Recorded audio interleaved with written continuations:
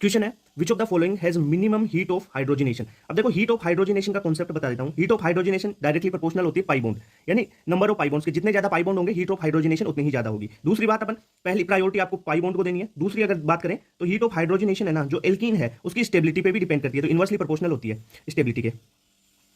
ठीक है, एल्कीन की स्टेबिलिटी के इनवर्सली प्रोपोर्शनल, यानी स्टेबिलिटी बढ़ेगी तो हीट ऑफ हाइड्रोजनेशन कम होगा। और जो एल्कीन है, यहाँ पे एक कॉन्सेप्ट और बता देता हूं, एल्कीन की जो स्टेबिलिटी है वो आप अल्फा हाइड्रोजन से देखते हो। ठीक है, जितने ज्यादा अल्फा हाइड्रोजन होंगे स्टेबिलिटी उतनी ही ज्यादा होगी। ओके, अब देखो यहाँ पे स्ट्रक्चर देख लेते हैं। इथीन ये है, ये प्रोपीन है, ये 1 ब्यूटीन है और ये सिस ब्यूटीन है। सिस यानी दोनों CH3 एक सेम साइड। ओके, यहाँ पर सबसे पहले पाई बॉन्ड देख लो। पाई बॉन्ड तो देखो चारों में सेम है, यानी 1 1 है। अब अपन स्टेबिलिटी की बात कर लेते हैं, तो इसके लिए तो कोई अल्फा हाइड्रोजन है ही नहीं, तो यहाँ पर तो 0 है अल्फा हाइड्रोजन। यहाँ पर देखो इस एल्कीन के लिए 3 है, 3 अल्फा हाइड्रोजन है। यहाँ पर इस एल्कीन के लिए देखो 2 है, 2 अल्फा हाइड्रोजन है। यहां पर इस एल्कीन के लिए देखो कितने हैं, 3 ये और 3 ये।